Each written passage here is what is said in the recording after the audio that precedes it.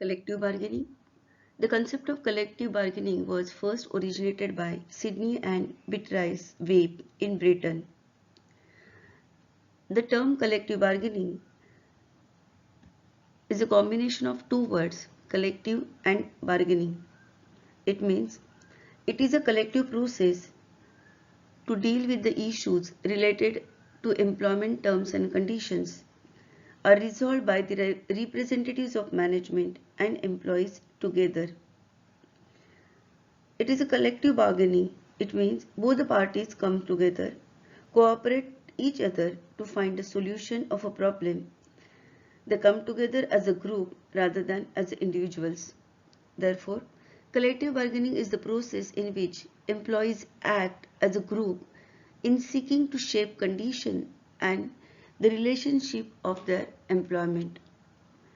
The objective of this process is to establish win-win conditions of employment for the representatives of employer and employees. It represents democratic decision making which is for the people, of the people and by the people. Sometimes there are certain conditions where employees are unable to work on the given condition, and for that purpose they need to discuss with the management. If one person wants to discuss with the management won't entertain, and therefore group of people come together. They appoint their leader, and through the leader, interaction takes place between the leader and the management representatives.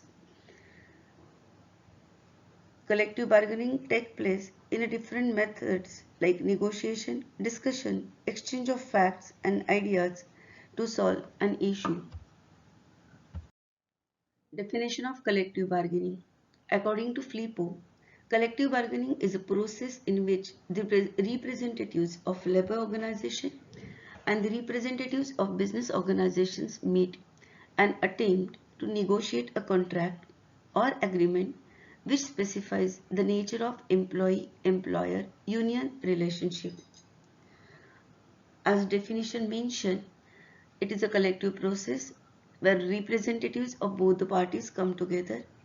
They discuss on certain issues and the conclusion is in a contract or as an agreement which can be shared among the employees and employers and sometimes among the union leaders. Let's understand features of collective bargaining. First feature, collective process. It is a collective process in a two-way. First, both the representatives, workers and management comes together.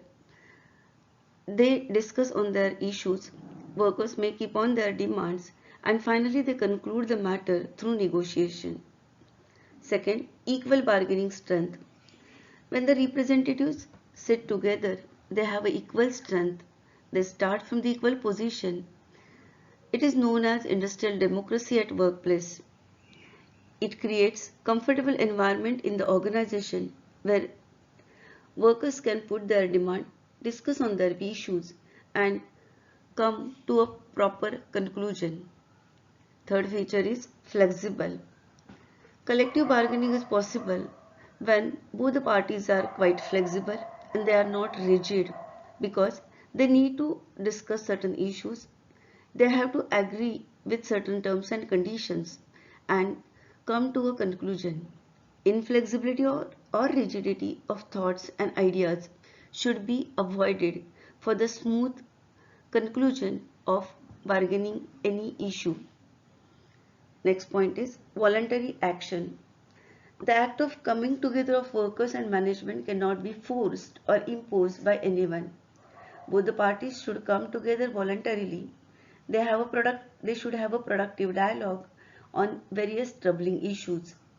Views of each other are scrutinized extensively to find an acceptable solution and therefore it is considered as a voluntary process. Next feature of collective bargaining is continuous. Collective bargaining is not a one-time process. It begins with negotiation and ends with an agreement. It is an ongoing and continuous course of action. Next feature, dynamic. The process of collective bargaining is a dynamic one. the concept undergoes with lot of changes and develops over a period of time. We can observe the changes in the manner of agreement, their implementation process, and we can observe cognitive abilities of the parties also. These rapid changes are responsible for the process, making it dynamic. Power relationship. The workers and management shares a relationship in which both wants to extract maximum by giving minimum. However, solution can be found only when they draw back from their position and accept less than their demands and give more than what is offered. This helps management to hold on its power and control on workplace matter. Next feature, representation. In collective bargaining, the main participants do not represent themselves. They represent the claims of the workers and management. Collective bargaining requires the representative of unions deal directly with employers. The unions are authorized to bargain with employer on work-related matters. Next feature, bi-party process. It is a bi-party process. There is no interference of any third party. All the decisions are taken by employers and employees by negotiating face to face with each other. Collective bargaining and role of management in implementing ethics. Management should take care that how ethically the collective bargaining process to be carried out in the organization. First point, support the existence of strong representative trade union. Management should always support the existence of strong representative of trade union. Management should entertain workers' issues, problems through the representation. It shows that there is a constitutional way is existed in the industry and it helps to settle down the disputes. Management should support the existence of fact-finding approach. They should always show the willingness to use new methods and tools for the solution of industrial problems. The solution can be carried out with the help of negotiation. Negotiation should be based on facts and figures of both the parties. There should be constructive approach while carrying out the solution. The existence of strong enlightened management can integrate different parties, that is employees, owners, consumers, society and government. In this way, management can create healthy and comfortable atmosphere for the employees and stakeholders in the organization. Third point, agreement.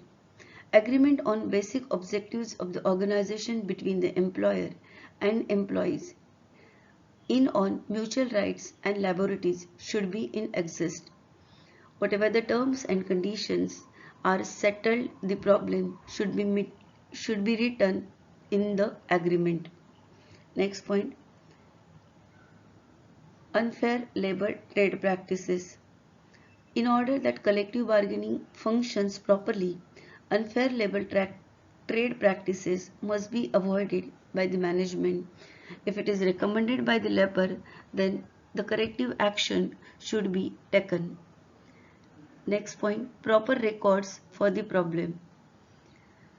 Management should record each and every problem in written form so that if there is any issue in case of future, that document can be supported to create or to solve the particular issue. Change in attitude. Collective bargaining should be carried out at the plant level, means at the basic level, because it creates that each and every employee's behavior approach has been taken into consideration, and therefore it is the duty of management to delegate the power and authority of the plant level authorities and local trade unions to negotiate among themselves. Last very important point is agreement in writing. The disputes between management and trade union should be settled at a particular point, and all these things should be in writing. Change in attitude of employers and employees should realize that differences can be resolved peacefully on negotiating table without the assistance of third party. When the agreement is reached after negotiation, it must be writing, incorporating all the terms of the contract.